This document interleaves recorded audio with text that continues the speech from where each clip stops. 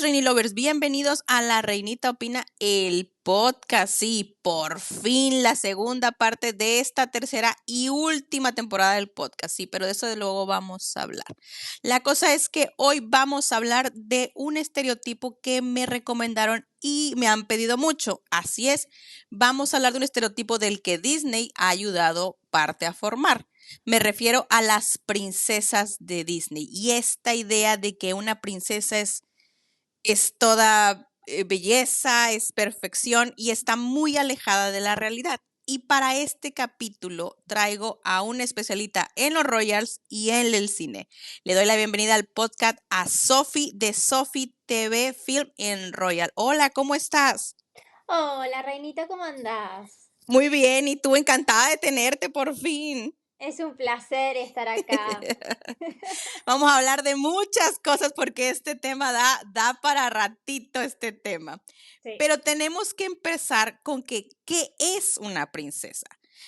Según la definición en Google y en varios diccionarios, es un rango monárquico. Pero Disney ha construido este estereotipo de que pues son mujeres a veces muy pobres, que de la nada se convierten en princesas, en las que nunca vemos trabajar, por cierto, solamente se ven perfectas, y es de las que vamos a hablar. Vamos a hablar de 4 en especial, pero Sophie nos trae muchos detalles. Y quiero que empieces porque me encantaría hablar primero, creo que de la primera que Disney nos trajo, que fue la que abre todo este parteaguas, que estamos hablando de Blancanieves de 1937. sí. Primero es importante tener en cuenta que Disney se basa en los cuentos de distintos escritores como los hermanos Grimm, Hans Christian Andersen y de Charles Perrault. De esos tres se va a basar en varios de estas historias, ¿no?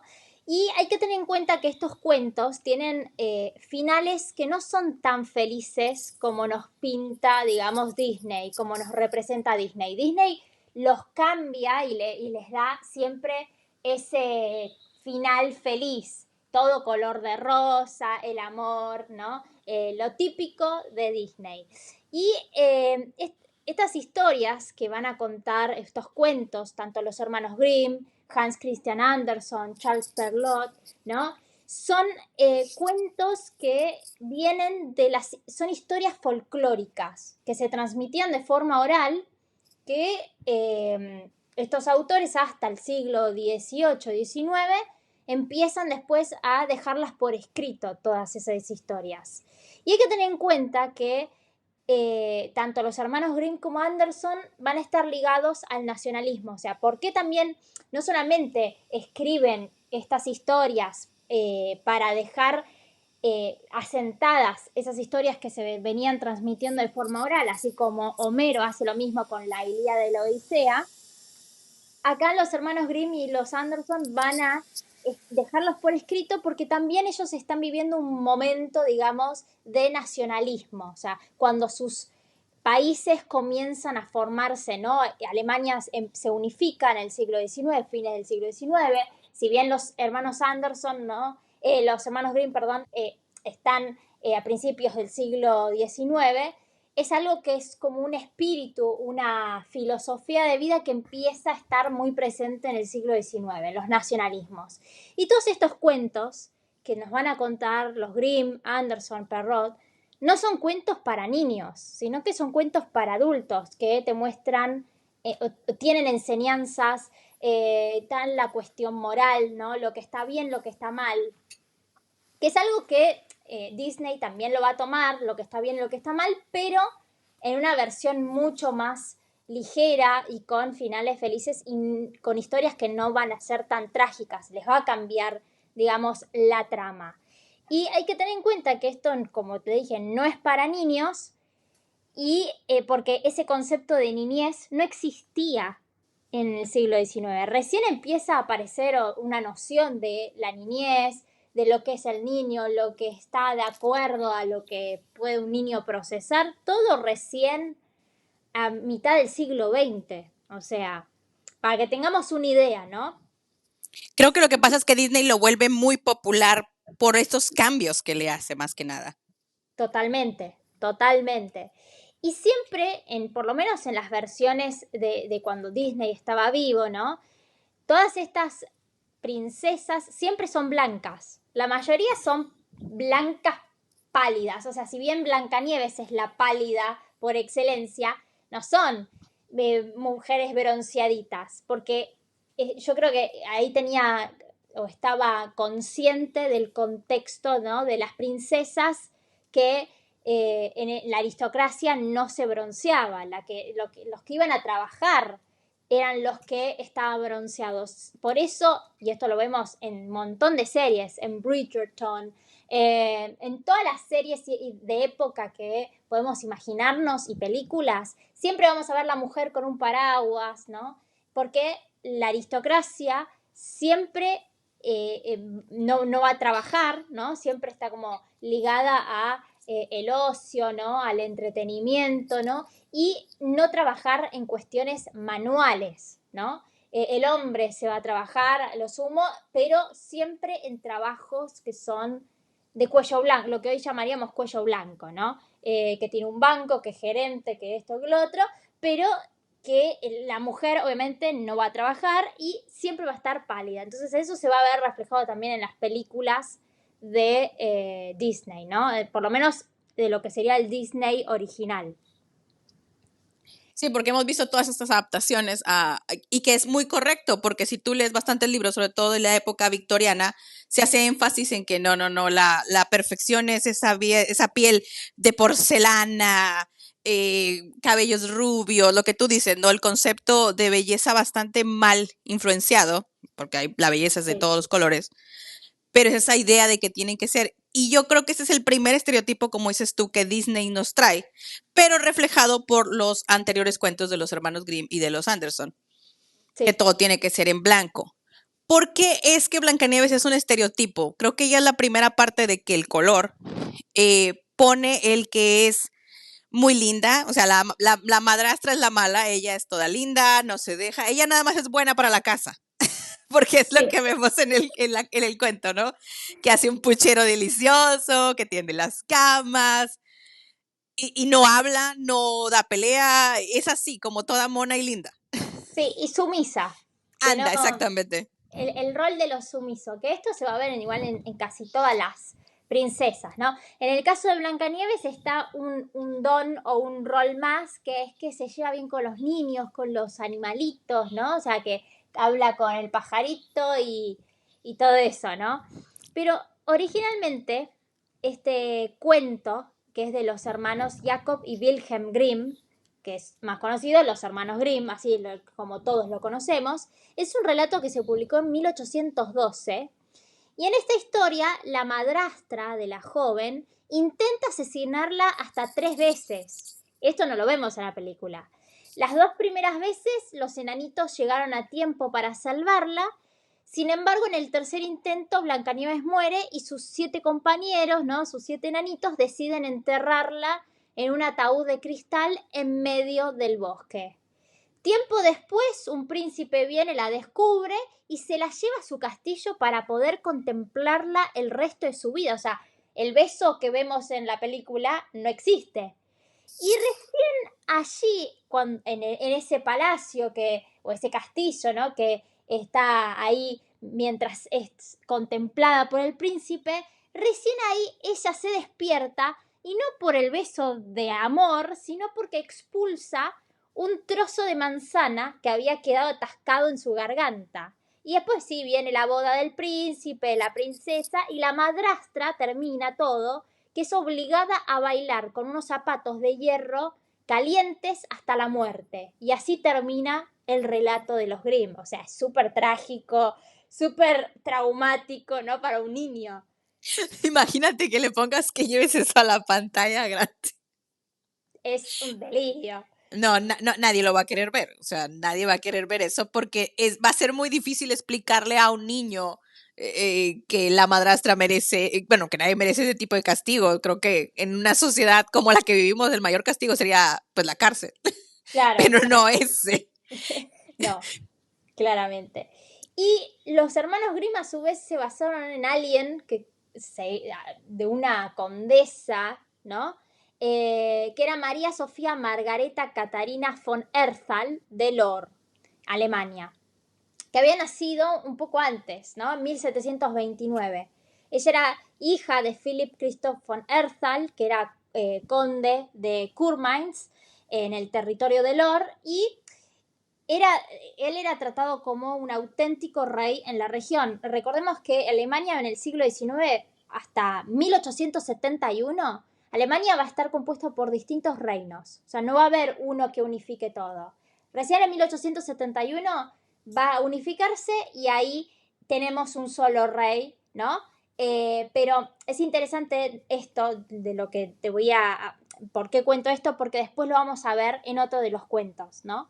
Y bueno, y esta Sofía Margareta era conocida por, ella se quedó huérfana de su madre en 1741 y 2 años más tarde el padre se vuelve a casar con otra mujer que era condesa imperial de otra zona, que se llama Claudia Elizabeth Maria von Fenningen, y ella ya venía de un matrimonio anterior, que se le habrá muerto el marido, y después hijos. Y la relación entre María y María Sofía, ¿no? Y la madrastra nunca fue fácil, más teniendo en cuenta el carácter bastante complicado de la nueva esposa de su padre y también que la fama que tenía la chica, la que sería Blancanieves, digamos, la fama de bondadosa y generosa que tenía frente a la gente de la localidad de Lohr, ¿no? Y eso le daba mucha envidia, digamos, a la madrastra. Obviamente que en la historia real no pasó nada, o sea, no la intentó matar ni nada por el estilo, pero había tensión familiar, digamos, ¿no? Inclusive ella tenía que vivir mucho tiempo sola con esta nueva familia, con la madrastra y los hermanastros, digamos, ¿no? Y también en esa misma historia hay un espejo mágico, ¿no? Que era propiedad de la familia y que podía producir un efecto de reverberación de la voz, o sea, que se hiciera eco, digamos, cuando uno hablaba frente al espejo. Y los enanitos, lo que se hace referencia es que lo más probable eran niños que trabajaban en las minas del padre, digamos. Todo Una esto, blanqueada de imagen con los enanitos. claro, tipo.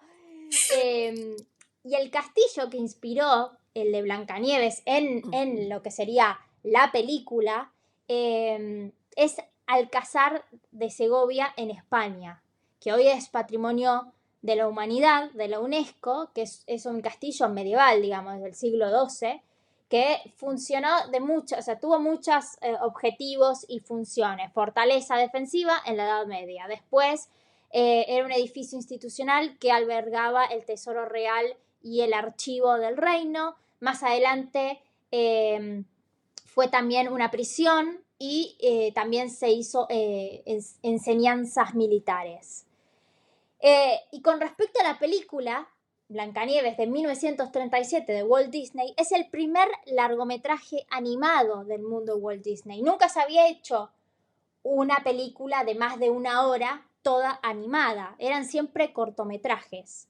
Y todos pensaban que Walt Disney estaba loco por hacer esto. Y tardó 4 años en hacerla y participaron más de 300 artistas, o sea, dibujantes, para hacer la película. Y fue un éxito total, porque lo que logró fue transmitir emociones distintas, contar una historia, algo que capaz con un cortometraje se quedaba corto, digamos, ¿no? Y yo sé el dato también que creo que invirtió todo lo que tenía estuvo invertido en la película, así que o funcionaba, porque si no se iba a quedar en la bancarrota. Sí, bueno, Walt Disney tiene esto, ¿no? De que siempre va a poner todo de él, se va a obsesionar con sus proyectos y sus películas y siempre va a poner en riesgo el estudio. Siempre está al borde de la quiebra. En muchos casos, o sea, después vamos a ver en otra película que va a funcionar como la que salva el estudio Walt Disney. Porque va a tener películas grandiosas y después películas que él pensaba que eran obras de arte fantásticas, pero que al público no les gustaba o no llevaban a entender del todo, ¿no? Como pasa con Fantasía de 1940, que fantasía es los personajes de Disney, el Mickey Mouse, ¿no? Como un mago, ¿no? Y que lo que hacía de raro era que pasaba por distintas piezas musicales, ¿no? Y esas piezas musicales se representaban de forma artística con distintos dibujos, los hacían bailar a los personajes, y era algo que, digamos, era bastante abstracto el concepto, ¿no? O bastante conceptual, podríamos decir, esa obra para unos niños y el público en general, ¿no?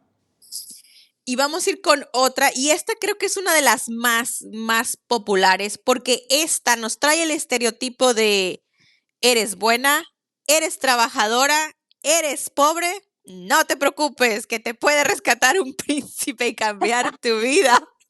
Estamos hablando de Cenicienta de 1950. ¿Qué nos puedes comentar de esta, Sofía?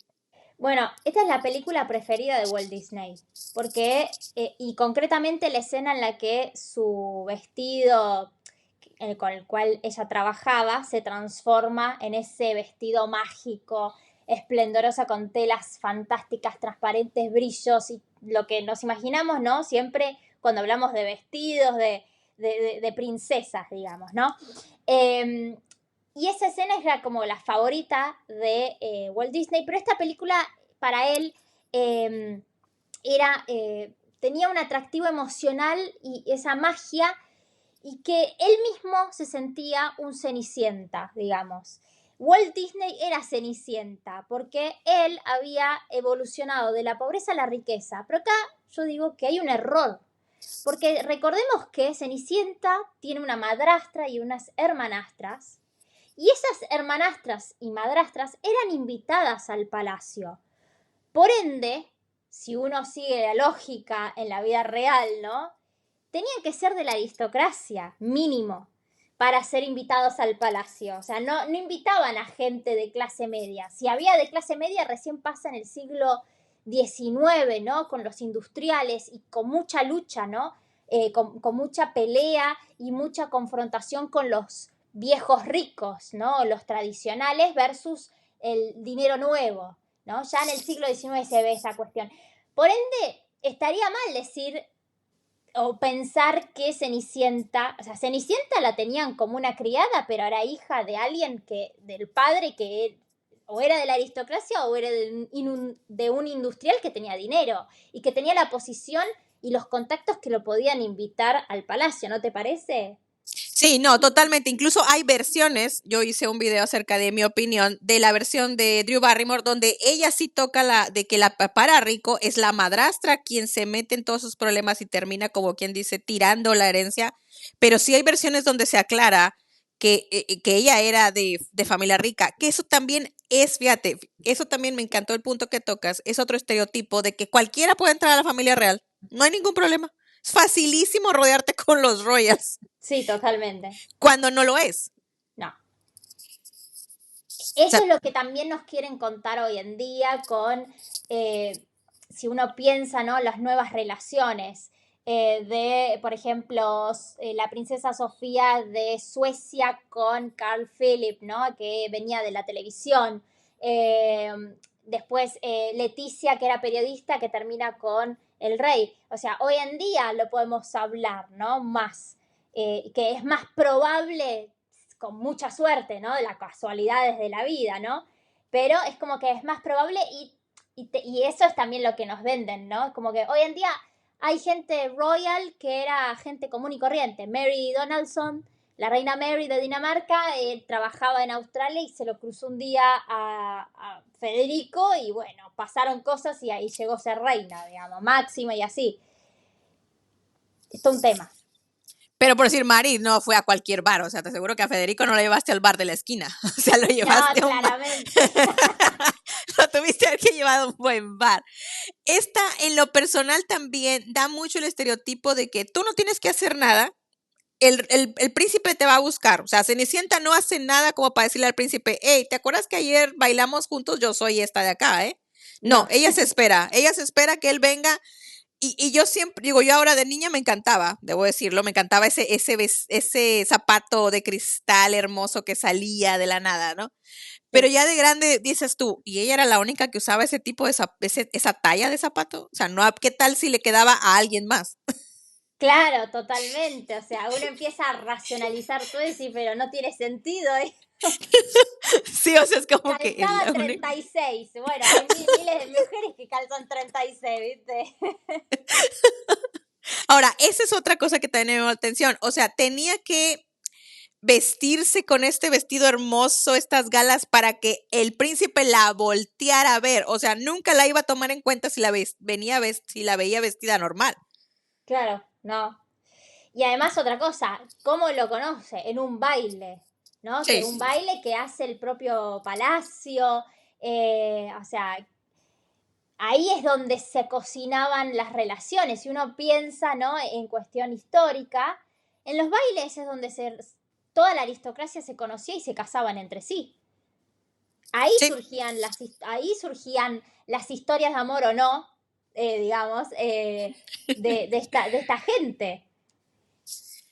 Que hablando de relaciones armadas, que también es algo que se usaba mucho en ese tiempo, incluso yo he escuchado la frase de que el amor era para los pobres, los ricos se casaban entre sí y se Sí. arreglaban.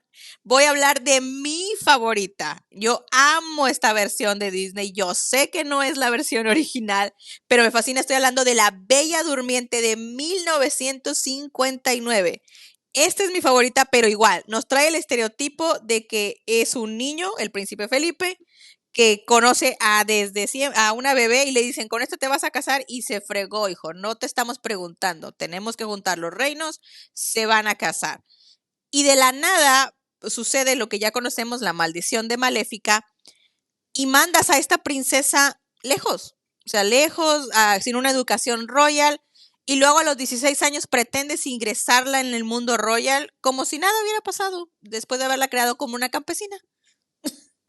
Claramente, como si fuese tan fácil todo así, ¿no? No, pero además otra cosa, volviendo, perdona, Cenicienta, algo que me olvidé decirte, es que la historia real está basada en el cuento de Charles Perrault, y la madrastra de Cenicienta es más calculadora y drástica. Eh, para que el zapato ese de cristal le entrara a sus hijas, en la de Disney vemos que trata de meter, las hermanas se tratan de poner el zapato, ¿no? Todo así, apretado, y se ve que como que se arquean los empeines de las hermanastras y no les entra. Bueno, acá en la historia real obliga a sus hijas mutilarse los dedos y los talones.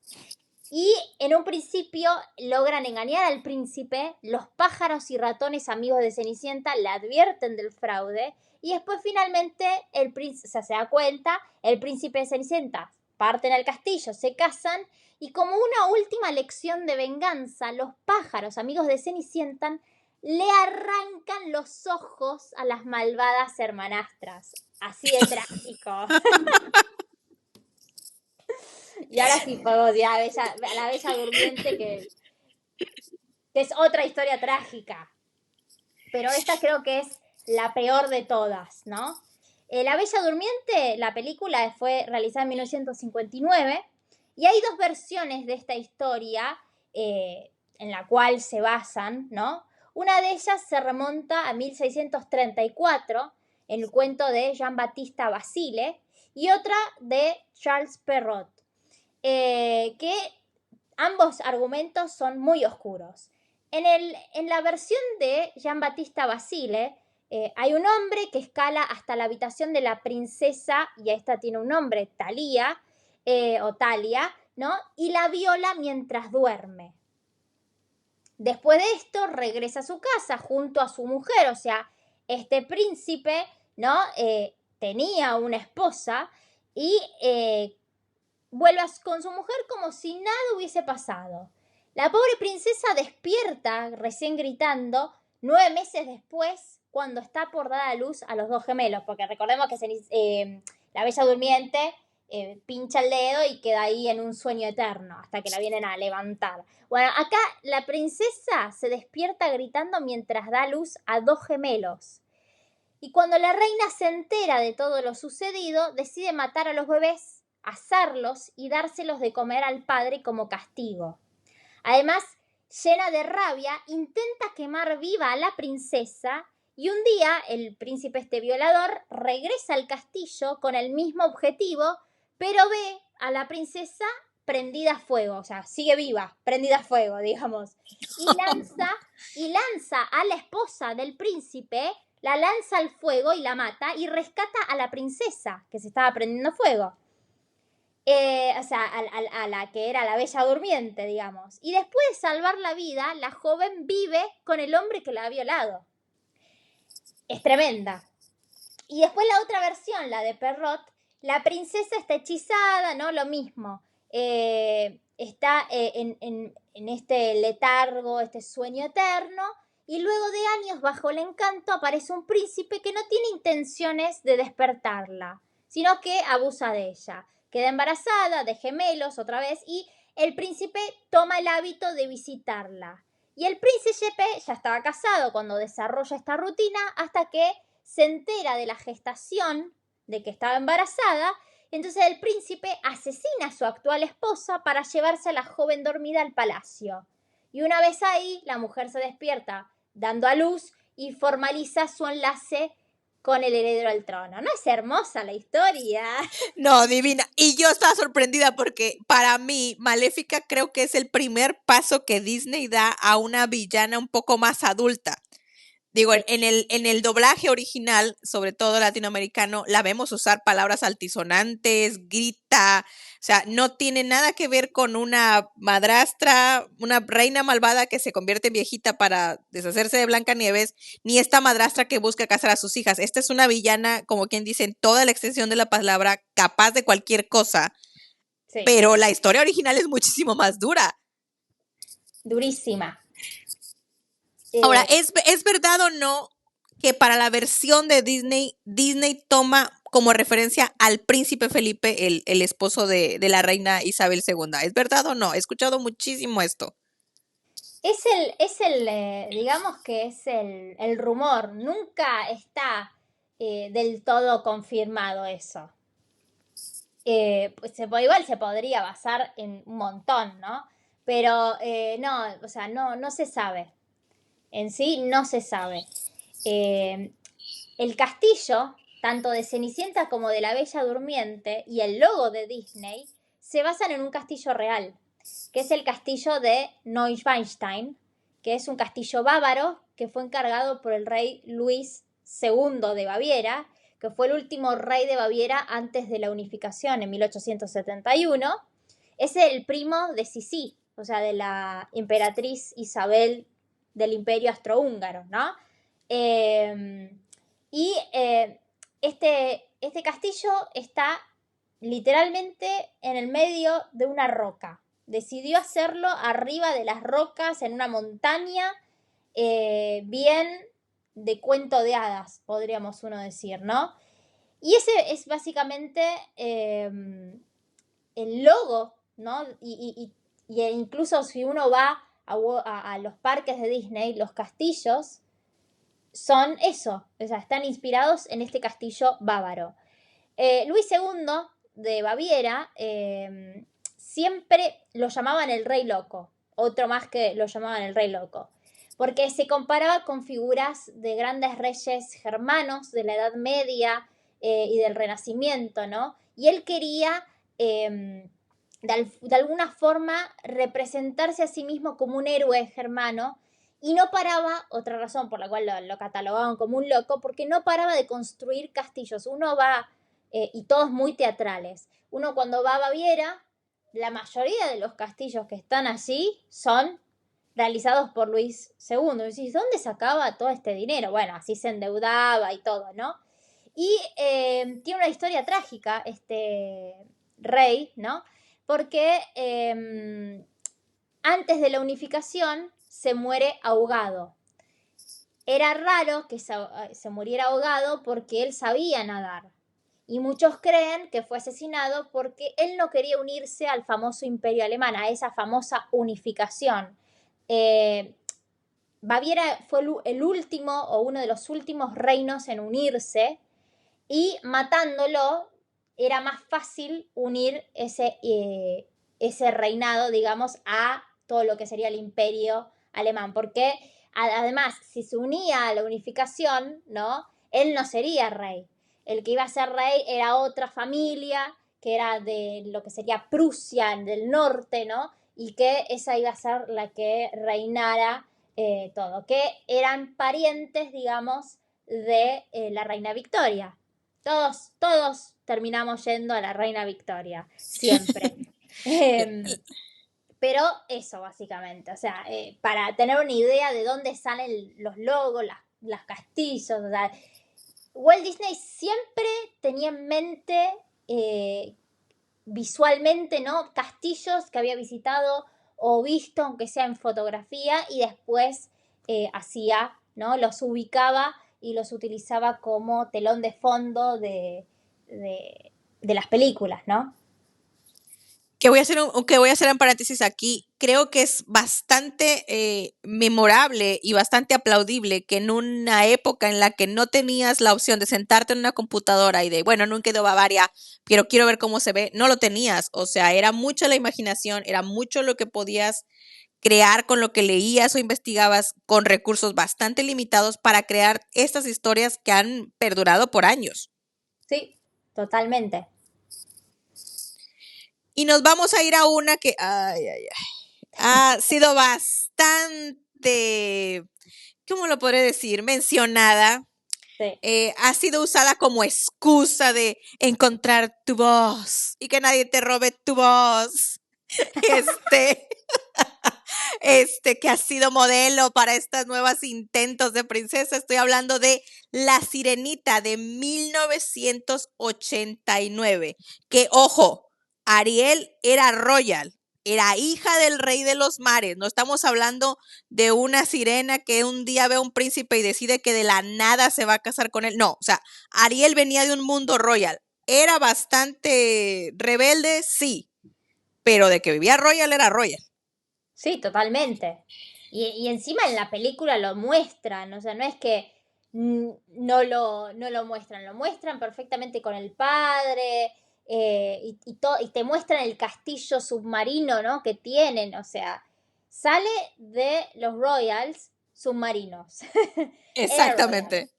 Eh, esta película está basada en un cuento de Hans Christian Andersen, que es un autor del siglo XIX, danés, que publica este cuento, digamos, en 1836. Y acá, otra vez, la historia difiere totalmente de lo que nos muestran en Disney, es muy trágica también. En la historia, la sirenita da su voz a la bruja del mar a cambio de piernas para estar con un príncipe humano. La bruja le hace tres claras advertencias a la pequeña sirena, ¿no? La primera es que arrancará su lengua de forma muy literal para quedarse con la hermosa voz que produce. La segunda es que cada vez que ella camine con sus nuevas piernas, ella sentirá que está pisando miles de vidrios y ni siquiera tendrá la voz para gritar de dolor. Y por último, le asegura que si no consigue que el príncipe se enamore de ella, morirá y se convertirá en espuma de mar. La sirenita acepta el sacrificio, pero el príncipe se enamora de otra. Y en un acto de arrepentimiento, la bruja le da a la sirenita la posibilidad de salvarse. Debe matar al príncipe con una daga mágica y untar la sangre resultante en sus piernas para que vuelvan a ser una cola de sirena. Pero el amor de la joven hacia él no le permite hacer tremendo acto, digamos, atentar contra la vida del príncipe, por lo que acepta su destino y muere convirtiéndose en espuma de mar. Así. Y termina así el libro. Diga, ¿por qué no había terminado eso en la vida real? Sí, ¿no? Estaría bueno. Digo que es algo completamente diferente porque fíjate, venimos de 1950 al estereotipo de esta princesa blanca, perfecta, que no habla, que no se queja, que solamente es buena para la casa. Y llegamos, creo que a la primera princesa rebelde, la que contesta y dice, no estoy de acuerdo, yo quiero ir al mundo, yo lo quiero conocer, yo quiero una vida diferente a la que tú estás planeando para mí. Eso a mí me gustó mucho. Recuerdo muy bien haberla visto en 1989 y creo que esas son las cosas que más me gustaron. Pero la historia no tiene nada que ver y luego ves la historia y regresamos y seguimos manteniendo el estereotipo de no, yo hago lo que sea por sacrificio al amor de mi vida, que no me quiere, que no me Claramente. quiere, pero yo estoy dispuesta hasta morir por él. Bueno, escúchame, se puede dar lo mismo, o sea, pensá, Harry pelirrojo, la sirenita pelirroja, pero en vez de ser, acá se dan vuelta los géneros, él es el que da todo por ella, se puede morir por ella. Exacto. Bueno, para que vean, ¿eh? Para que vean que quien perdió la voz fue otro, hija, no otro, no otra. Claramente, a pesar de que nos quieran vender, ¿no? Desde los medios y desde el relato de ella, cuando salió, ¿te acordás cuando salió la película live action que era interpretada por una negra? Ujú. Ahí empezó todo el rumor, ay, se siente identificada Megan con esto de quedarse sin voz. ¿Qué anda? Anda a mentirle a otro. Te quedas sin voz a los 40 años, no inventes, hija, no, ¿qué hiciste en 40 años de tu vida si te queda, si alguien te logró quitar tu voz a los 40 años? O No, sea, no, no, no. digo, tú eres más joven que yo, pero después de los 30 es como que a mí no me viene a callar nadie. Ya he vivido demasiado como para dejar que alguien me calle. Ay, no, obvio. Claramente. Nadie se deja callar, salvo que sea sumisa y todo eso. Y además, otra cosa de que estábamos hablando de que es la primer Royal, digamos, en las películas de ser rebelde, te lo indica el color de pelo, el Sí, pelirrojo. sí. El pelirrojo históricamente se asociaba con María, o sea, en los cuadros, vamos al arte, en los cuadros se la asociaba a María Magdalena. Eh, ¿Por qué? No sé, se les ocurrió en esa época social pelirrojo con María Magdalena porque era el color de las prostitutas. Qué nivel de desquicio.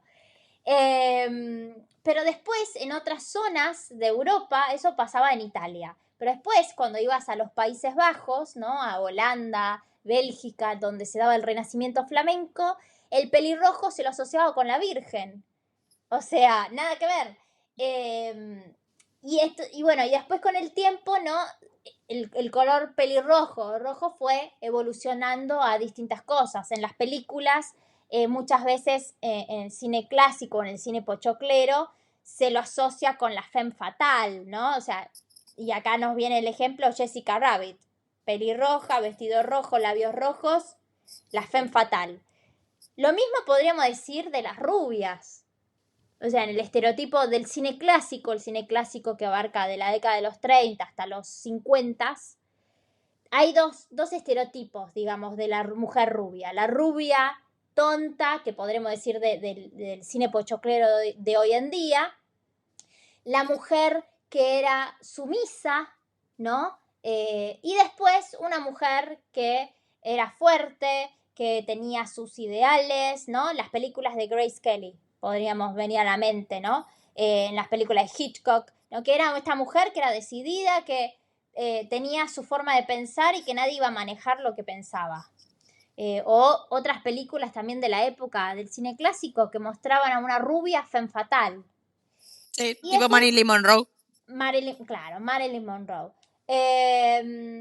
Marlene Dietrich, otro Sí. ejemplo. Y así, y fueron, el cine también fue creando estereotipos de cómo tenía que ser la mujer.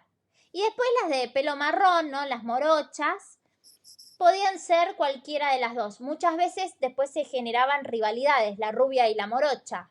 La rubia se hacía la buena y era la mala, o la morocha le envidiaba a la rubia y era la mala, y así. Y así se puede hacer miles de combinaciones.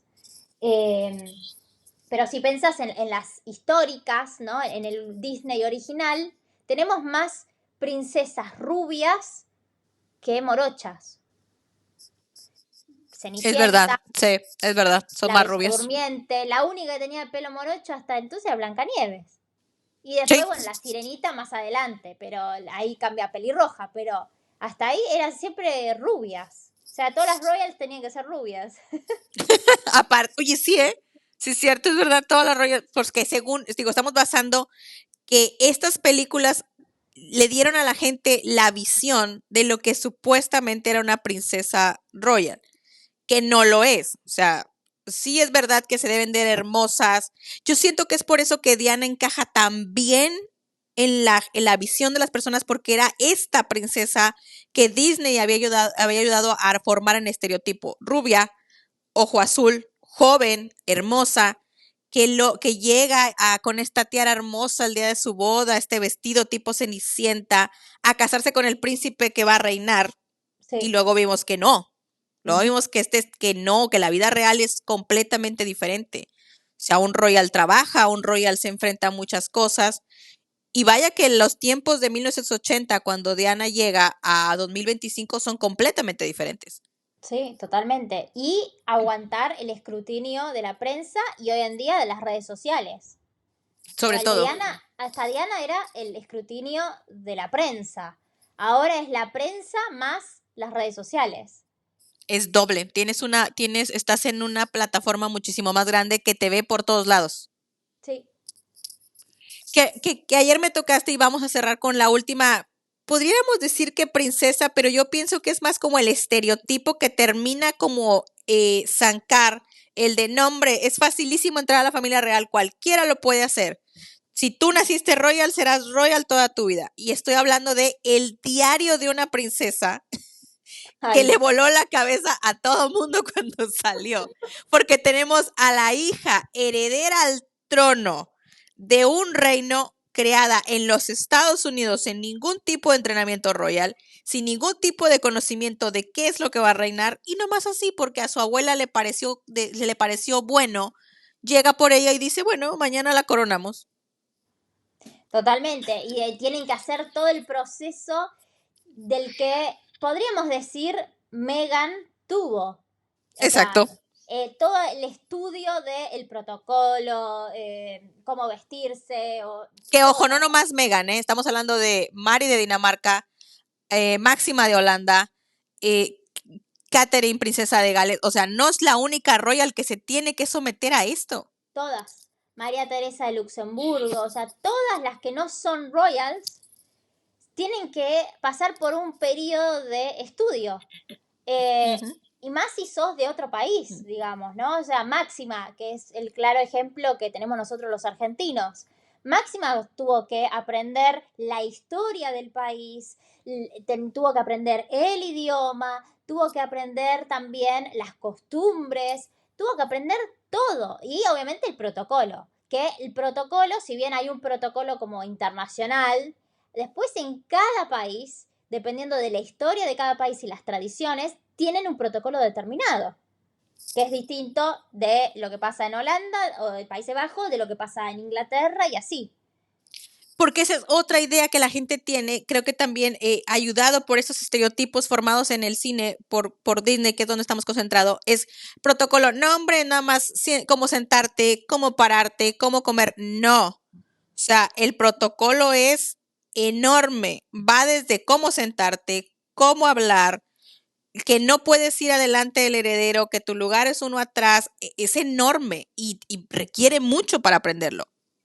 Sí, totalmente. Y por ejemplo, en el caso de los royals ingleses, ellos tienen que hablar RP, o sea, como un inglés neutro, digamos, lo más neutro posible y muy correcto, muy British, digamos, sin acentos, Sí, sin porque esa nada. es otra, porque tenemos esta idea de que el inglés es así como lo escuchamos, no, tiene muchísimos acentos porque varía de dónde lo vayas a escuchar.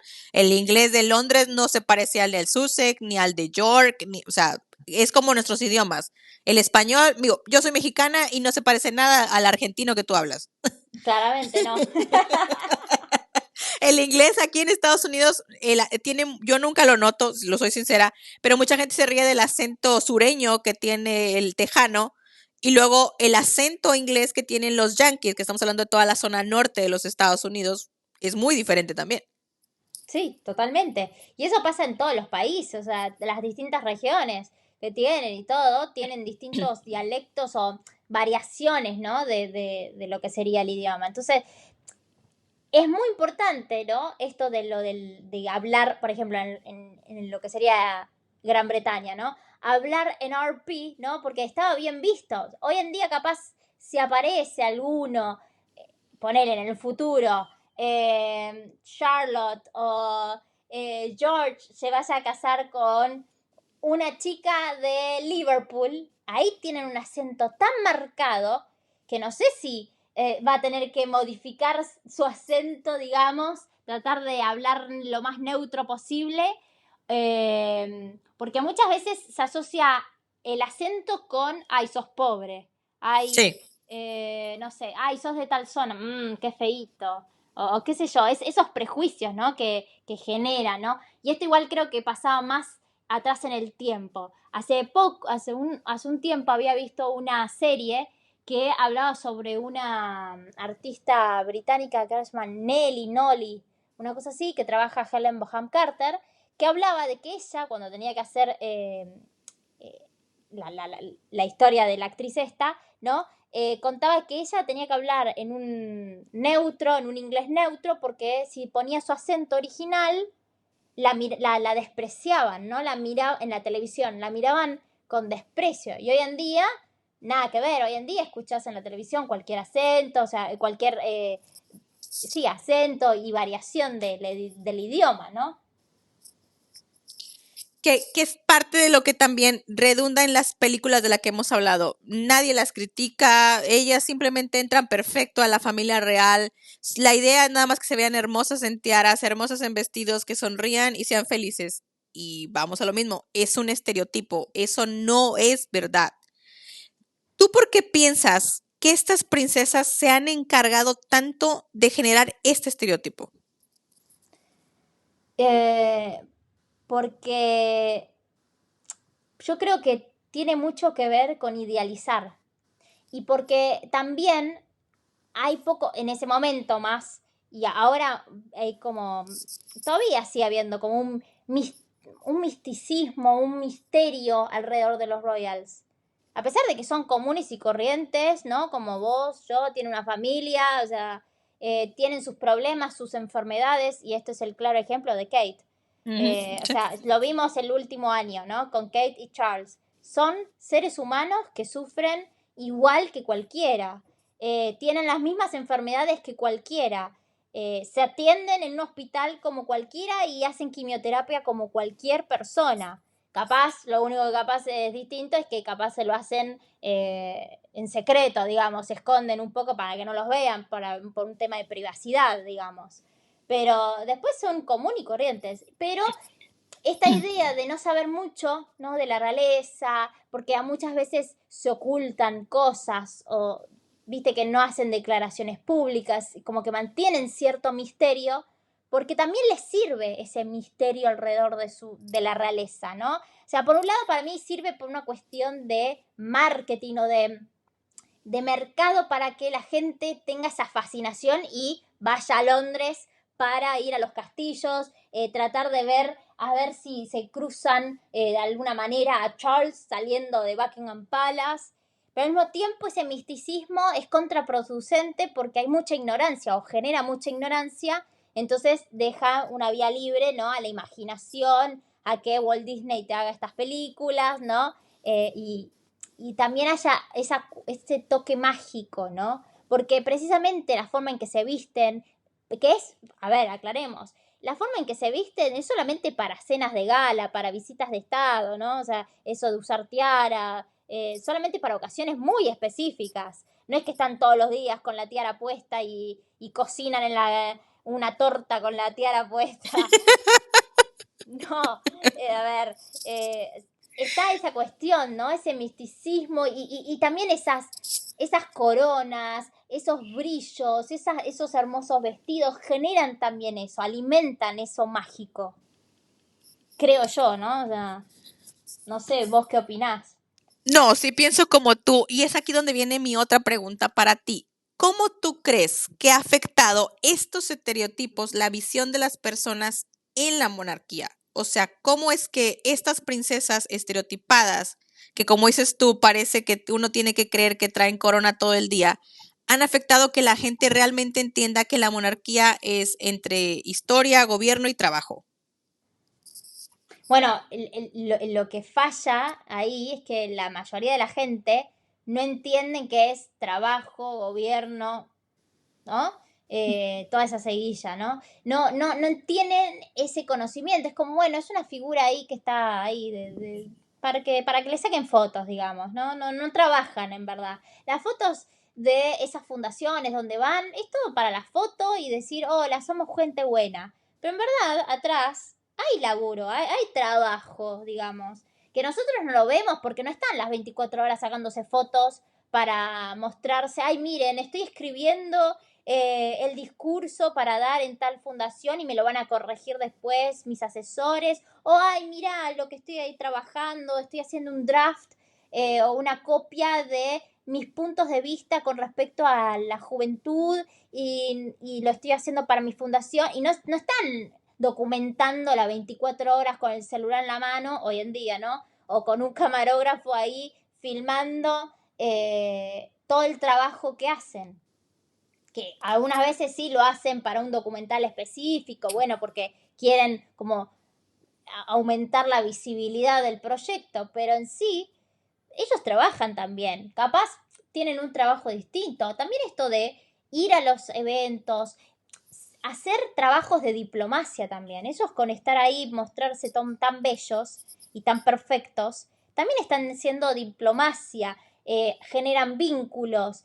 No solamente los diplomáticos de esos países trabajan, sino también los royals, ¿no? Capaz hay un gobierno que es, no sé, de izquierda y van a un país que es de derecha y digamos que los diplomáticos o ese gobierno no va a tener mucha química con el gobierno, pero viene capaz el ente monárquico o esta figura y hace que los lazos sean más suaves o más eficaces o no pierden o no rompen ese vínculo diplomático. Y así, ¿no? ¿Se entiende el punto?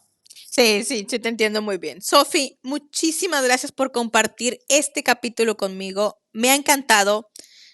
Tenía muchas ganas de invitarte. Qué bueno que nos pudimos juntar. Creo que tocamos un poco de todo y llegamos a llegamos a aclarar que es un estereotipo, que las princesas en la vida real no son lo que Disney nos muestra. Por favor, dinos y compártenos tus redes sociales para quien no te sigue, te siga, por favor. Bueno, me pueden encontrar tanto en Instagram como en TikTok como Sofi-TV Film Royal. Gracias, Reinita, por invitarme. Para mí es un placer hablar con vos, porque siempre hablamos, Sí. pero hacer esto estuvo muy bueno y me divertí mucho. Muchas gracias, Sofi. Y bueno, mis Rainy Lovers, yo los espero aquí en el siguiente capítulo del podcast. Por lo pronto nos vamos a despedir, así que me despido, no me despido, les dejo un besito. Adiós.